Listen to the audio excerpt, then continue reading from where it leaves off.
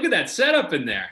Oh, dude, we're right in the middle of a major reno. So my studio has become storage facility and kid playroom and also recording studio. So It looks like you're set up for absolutely everything under the sun. That's really cool, man. oh yeah, man. I cut all my demos down here. I cut all my tracks for Campfire Troubadour down here. It's like my little man cave in the basement. You doing the rentals yourself, or are other people coming in?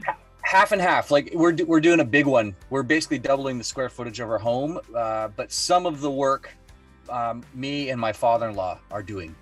So we're kind of like doing the stuff that's in the existing space, and the contractors handling all the stuff that's sort of, you know, the tough stuff. Obviously, you and your father-in-law get along pretty good, because I would Oh, imagine. he's a wonderful guy. Yeah, he's really great, and I'm terribly unhandy. So he's very patient at the same time, you know. It's and I've learned a ton, man. Like we started last year, during lockdown, like and built the kitchen ourselves. So the kitchen was the hardest thing. Now we just finished the dining room, or it's about to be finished, and then they're working away outside today. Even electrical's here, so it's a big job, but it's going to be great when it's done. So while I went up a shirt size in COVID, you basically reconstructed your entire house. So essentially, we did something productive. I'm pumped to hear that. Yeah, man. I took up running at the same time because I couldn't go to the gym, and I'm old now, so I gotta stay limber. But yeah, it hasn't been all bad. You know, it was a tough adjustment initially, and I had a steep learning curve on how to live at home, because you know I've never been home this long, ever. In fact, my wife and I, she said one day, she's like, "You've never been home." Like even before a record contract, I was always a working musician, always on the road someplace doing something. And she said to our friends the other day, she's like, "We even learned how to live together." You know, it's like, oh yeah, it's something we had to figure out. So it wasn't all bad.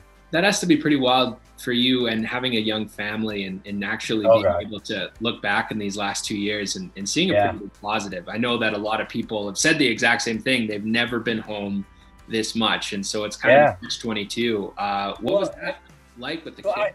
I learned a ton, man. Like, I was just talking about this. It's kind of a strange thing, because I thought I was a great partner.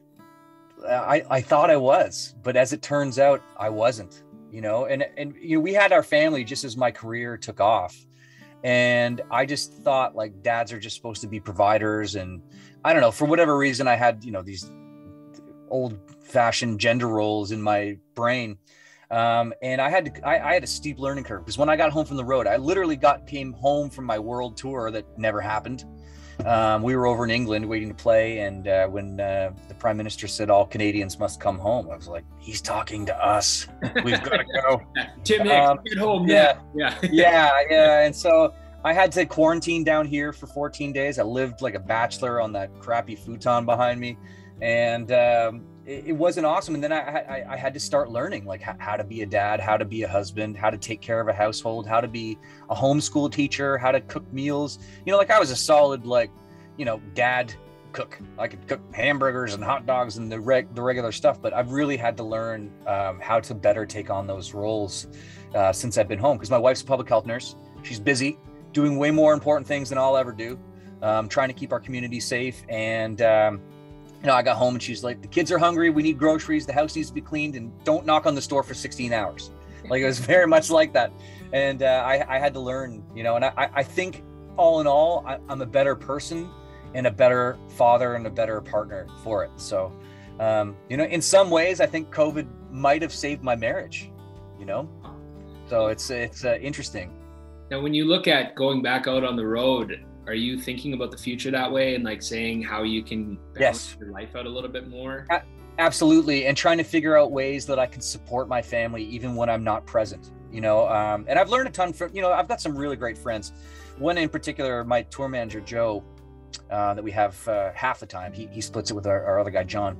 And he'll do things like he can sense when his wife's having a tough day. And so he'll order Uber Eats for the family.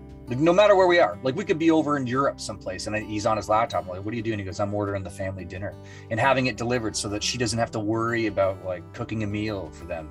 So that, I'm thinking about those things. Like, okay, if I'm not going to be here for a week, what's the best thing? What are some things that I can do to better support my wife in that? Because it's hard. Like, you know, our kids are a little older now. They're 10 and 9 almost. And so they require less attention on some things, but more attention on others. So, you know, when you're trying to balance full-time careers and a household and, you know, kids, it's like, it can be overwhelming, you know, and nurses, my wife's a nurse, I think I was telling you, they're still in the thick of it, and they'll be in the thick of it for years to come, you know, cleaning up the aftermath of all of this. And we're not out of it yet. So, she's busy. So I'm thinking in those terms, like, what can I do? You know, making sure that there's groceries in the fridge and in the cupboard before I leave, or like making the kids lunches ahead of time. And now some new music coming in tomorrow. Yes. It officially kicks off. Tell me about the tune, man. I haven't even heard it yet. I'm so excited about it. So yeah, so I wrote that. It's called Whiskey Does, and I wrote it with Derek Rattan and this guy Monty Criswell, who's a wildly famous songwriter in Nashville. And Monty had the idea, the title in his pocket. And the song's about, you know, kind of sung from the guy's perspective, obviously, because I'm a guy, you know, talking about a relationship that's sort of run its course, but for whatever reason, you know, you keep getting the call in the middle of the night, you know, that kind of thing, and going back to the well, and it never ends well. And so this guy sort of identified that, yeah, you make me feel a certain way, but whiskey does that too. And I think this time I'm going to stick to the whiskey, you know, and so it's got a little bit of that Tim Hicks attitude, which is always fun for me to sing. And the song turned out great. We cut it over this program that everyone's talking about called Audio Movers. So what this is like, you know, I was able to connect my studio here to the studio in Nashville that they were cutting it. And I should mention too, Derek Rattan produced this track. So first time he's been a producer for another artist. So that was exciting. And so I was able to sit here, and through my microphone, just like we're talking now, I could listen to the band cut in Nashville and talk to them. Whoa. So, and they could talk to me as well. So we could have discussions. Hey, what about doing the turnaround twice after the second verse? Like that kind of thing. And all right, let's try one like that. And they would do another pass, you know. And the exciting part about when you cut records like that is these players are so good that by the third round, it sounds like it's on the radio. And then that just gets you fired up. And so we just, you know, the next day we reversed the process, and I sang here in my studio while Derek and his engineer in Nashville listened through their studio stuff and offered, you know, production advice as I was cutting. Hey, do it again, 10% more energy, sing it better, more in key, like that kind of thing. So it was quite the process. And I will say this, I enjoyed listening to the band cut in the comfort of my own home, where I could like go upstairs and make a coffee or a sandwich or whatever, and I'm very comfortable. But if I had to do it again, I'd much prefer to go to a studio and be, you know, in proximity to a producer, because I found, like, and you'll appreciate this, like when I'm doing that, all I'm worried about is my performance and singing. But when I'm cutting like this, I'm, you know, worried about my performance and my singing, but I also have one eye on the level and one eye on the computer to make sure that it's recording. Right. You know, so you're kind of like splitting your brain between being an engineer and being a singer. And I much prefer to just sing. And if I'm cutting masters, you know, demos are different because I cut all my demos down here, but cutting a record, you know, I just want to be able to, you know, put my headphones on, close my eyes, and really give it, you know? Well, I feel like this technology has been huge for songwriting, but I also think it's starting to kind of run its course a little bit, right? Like, I think people really do appreciate being in the studio and, like you said, focusing on one thing, the two things that you do really, really well, that you just want to put 100% of into. Is that? Yeah, and you know, because there was a movement in Nashville to online writing, and now that they're back in person, they don't really want to do that anymore. It's like, if you want to write songs, got to come down, you know? So we're kind of there.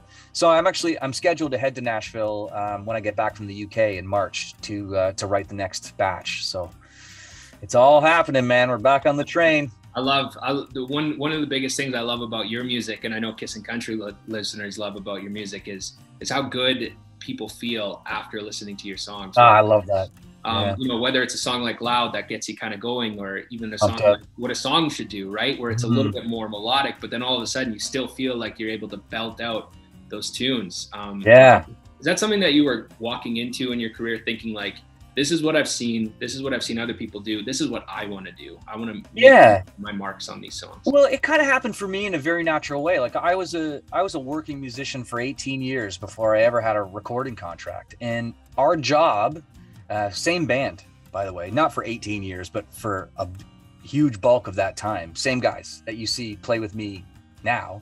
And our job was to bring the party, you know? So that the party country thing, that happened by accident because we were just doing it. And, you know, when I was writing songs, because, you know, it's always kind of writing on the side, like we were a cover band. And when in the cover band culture in Ontario, it's kind of not cool to put your own songs in, you know, but I'm kind of like, I like pushing limits, you know, a little bit.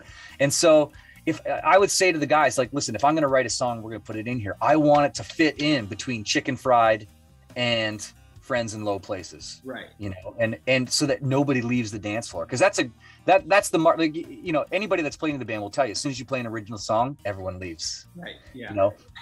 And we had this moment early on, like just as things were about to kick off. I had Get By, right?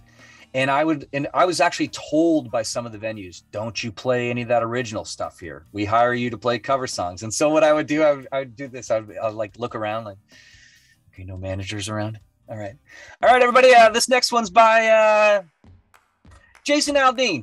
I like to drink, she likes to smoke. And you know what happened? No one left the dance floor, and the band was freaked right out. Like Doug was like, huh. Did you see that? No one left the dance floor. And it was in that moment, man. And I remember when it happened and where we were downtown Toronto playing at Grace O'Malley's, which we were the house band there. And we knew in that instant that we had something special. And it was only a matter of months later that we couldn't play there anymore. Like, you know, things had taken off and the song was charting and it was a really exciting time. So to make a long story over, you know, that kind of like feel good thing comes out of being the bar band, you know, and trying to bring the party to people, because that was what our job was for almost 20 years, you know, before any of this happened. I mean, that's probably the best way to market it, is just blame it onto somebody else. And if they like all of a sudden didn't like it, they'd be like, that's that guy's song. Yeah. There's a very famous story in our camp. Just like, you know, because I signed my record deal and we had a baby, you know, and they were saying, listen, you can't do your cover gigs. And I'd say, well, are you going to keep my lights on? And they're like, well, no. And I said, okay, well then I got to do my cover gigs. So we had to make a deal that I would no longer play covers at a certain time. But imagine this, like Get By's on the radio, right? Yeah. And we're still out playing Friends in Low Places at the bar, you know what I mean? And kids were starting to come like, hey, Tim, you know, we came to hear you play your stuff. Why aren't you playing your stuff? You're playing covers. And, you know, we'd have to explain, hey, well, we're hired, we're the cover band, blah, blah, blah. So we started playing a lot more of my material, seeing the writing on the wall that, like, listen, we're about to be a touring band. And my idea was we'd come out, play the first set. Second set, we'll do our tour set. Third set, we'll come out with all the bangers, all the big ones, right? And the idea being that we were getting paid to rehearse and that the band would be hot and be tight for by the time we hit the summer. So anyway, I got hauled into the office. Hey, you're playing your stuff. You can't play any of your songs. I said, I got a top 10 song on the radio. Right. They said, okay, you can play that one, but none of the other ones. So I was like, I can't play Stronger Beer or anything. They're like, nope, can't play any of those. So I did anyway, because at that point I was like, fire me, right? So we kind of got away with it. Months later, not that long after, my bartender friends were sending me videos of other bands performing the songs that I wasn't allowed to play myself when we were the band in the room. Whoa. It was almost like score one for the good guys. Yeah. You know what I mean? Like it felt like such a score, you know, that it was like, see, I told you. And by the way, these songs that I wasn't allowed to play were not, they let me play Get By, but what, you know, they didn't want me to play Stronger Beer. They didn't want me to play Hell Raising Good Time. And they didn't want me to play Got a Feeling. Really? All gold and platinum records. All songs that get probably sang back to you every single night when you were every night for the last 10 years. So that was like, that was a really exciting time and difficult, because we were navigating like being a working band versus like being an artist, you know? And I still don't like, I still identify more with the working musician than I do as an artist for whatever reason. I think that's just something like, I wear it a little bit like a badge, you know what I mean? Because the more that I'm around the business, the more I realize that I had a really unique experience doing that. Like not very many of my colleagues can say that they went out and played 6 nights a week for 18 years before they ever had a song on the radio, you know? And I really am proud of that. And I'm proud of my band. And I'm proud that, you know, there isn't a situation that can arise on that stage that we haven't been through before. You know, so like when you're playing the Saddle Dome in front of 10,000 people and your microphone stops working, nobody panics. And so, you know, I get asked all the time, like, what advice would you give to my son that wants to blah, blah, blah? I always say, just go out and do gigs. You know, do all the rest of the stuff. You need to do all that too. It's very important. The most important thing is to hone your craft. And you only get good at that by doing it. And you can't be afraid to fail.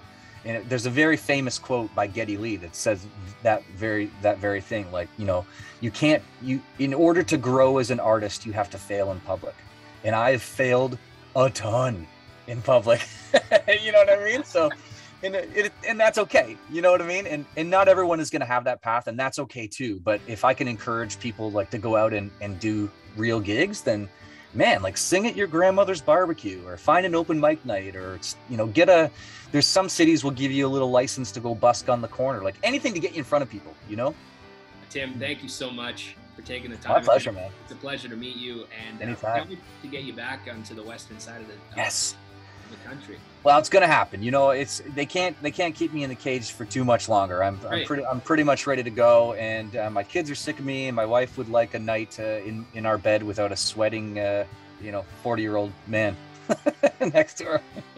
Bring that lightsaber out to the western side too, and I'm swearing you're gonna get some pretty cool moves right there. So I love that. Well, listen, say hi to everybody out there and let them know we're coming as soon as they're gonna let us. Best of luck with the single. I can't wait to get it back spinning, and you take care and enjoy the day. All right. Thanks, Ethan. See you later, man.